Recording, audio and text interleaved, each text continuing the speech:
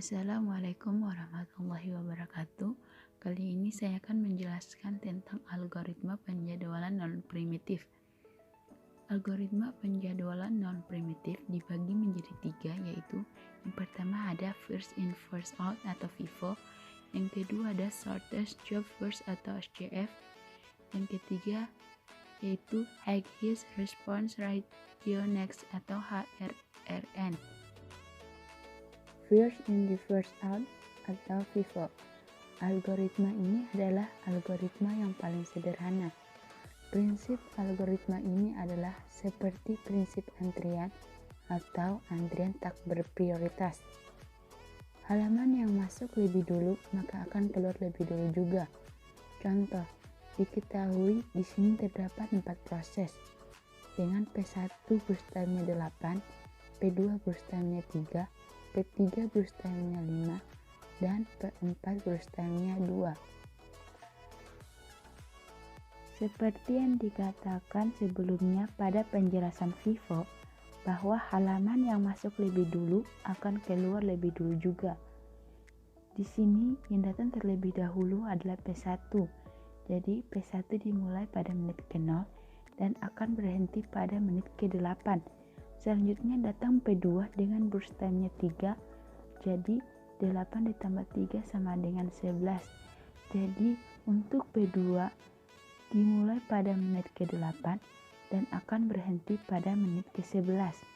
Selanjutnya datang P3 dengan burst time-nya 5, jadi 11 ditambah 5 sama dengan 16. Jadi untuk P3 dimulai pada menit ke-11 dan akan berhenti pada menit ke-16.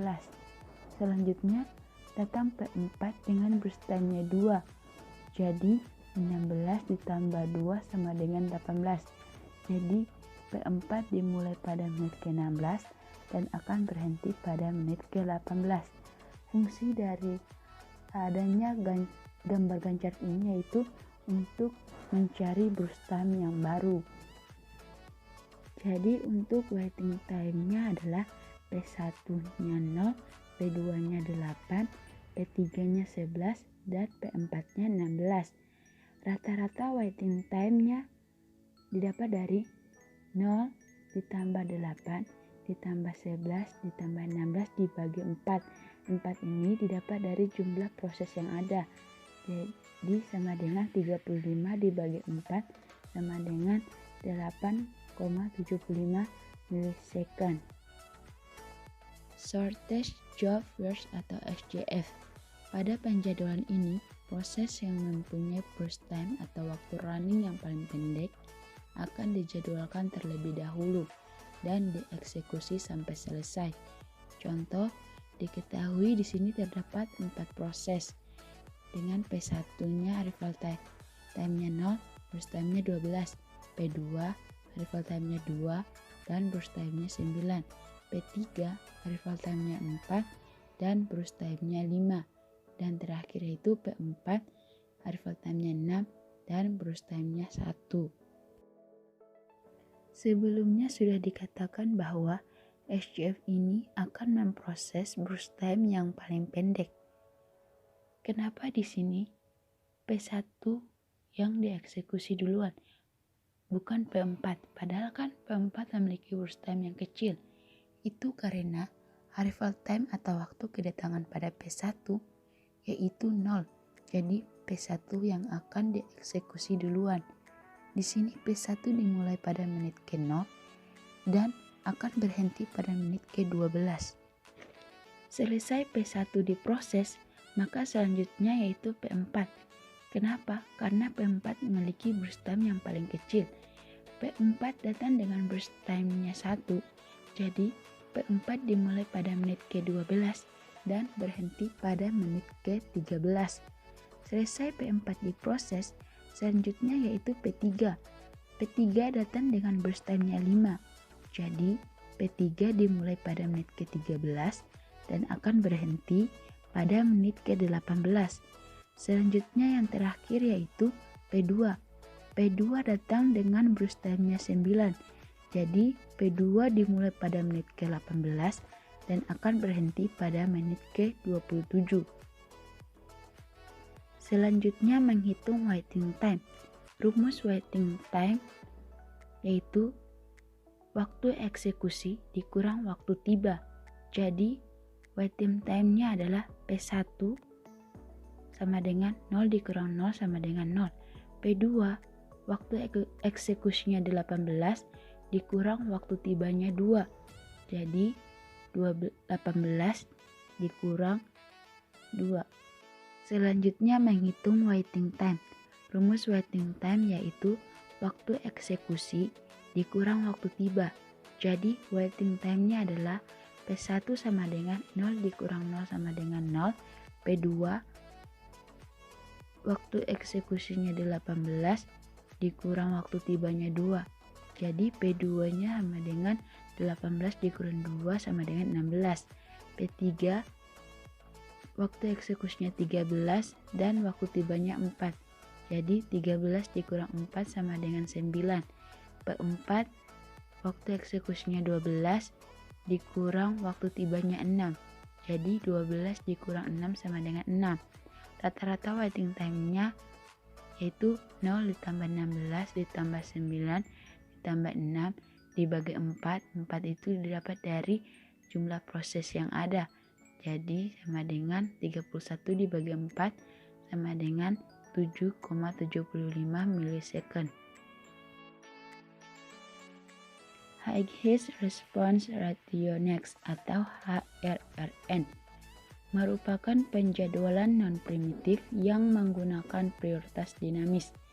Penjadwalan ini memperbaiki shortest job first atau SJF. Prioritas proses tidak hanya merupakan fungsi waktu layanan, tetapi jumlah waktu tunggu di proses. Contoh, di sini terdapat 3 proses, di mana P1-nya arrival time-nya 2 dan burst time-nya 5. P2 arrival time-nya 0 dan burst time-nya 6. P3 arrival time-nya 4 dan burst time-nya 3. Sebelumnya sudah dikatakan bahwa HRRN menggunakan prioritas dinamis. Prioritas proses tidak hanya merupakan fungsi waktu layanan, tetapi jumlah waktu tunggu proses. Di sini, kenapa pada Gantt chart-nya yang diproses duluan adalah P2? Itu karena P2 memiliki arrival time yang kecil, yaitu 0. Jadi, P2 dieksekusi duluan. Pada saat P2 selesai dieksekusi, maka kita akan membuat waiting time sementara. P1 sama dengan 6 waktu eksekusi dari P2 dikurang waktu tiba dari P1. Jadi 6 dikurang 2 sama dengan 4. P3 dengan waktu eksekusinya dari P2 6 dikurang waktu tiba dari P3 yaitu 4. Jadi 6 dikurang 4 sama dengan 2. Selanjutnya kita akan membuat prioritas. Dengan rumus prioritas sama dengan waktu tunggu ditambah waktu layanan dibagi waktu layanan. Prioritas P1 sama dengan waktu tunggu P1 sama dengan 4 ditambah waktu layanannya P1 yaitu 5 dibagi waktu layanannya 5 sama dengan 9 dibagi 5 sama dengan 1,8. Selanjutnya P2 sama dengan waktu tunggu P2 yaitu 2 ditambah waktu layanan dari P2 yaitu 3 dibagi waktu layanan dari P2 yaitu 3 sama dengan 5 dibagi 3 sama dengan 1,6. Proses P1 mempunyai prioritas yang lebih tinggi sehingga dieksekusi setelah proses P2. Jadi Gantt chart-nya menjadi seperti pada gambar. Selanjutnya kita akan menghitung waiting time. Dengan rumus waiting time sama dengan waktu eksekusi dikurang waktu tiba. Jadi P1 sama dengan waktu eksekusi P1 yaitu 6 dikurang waktu tiba dari P1 yaitu 2. Jadi 6 dikurang 2 sama dengan 4. Selanjutnya P2, waktu eksekusi dari P2 yaitu 0 dan waktu tiba dari P2 yaitu 0. Jadi 0 dikurang 0 sama dengan 0. Selanjutnya P3, Waktu eksekusi dari P3 yaitu 11 dikurang waktu tiba dari P3 yaitu 4, jadi 11 dikurang 4 sama dengan 7. Jadi rata-rata waiting time sama dengan 4 ditambah 2 ditambah 7 dibagi 3. 3 itu didapat dari jumlah proses, sama dengan 11 dibagi 3 sama dengan 3,6 milisecond.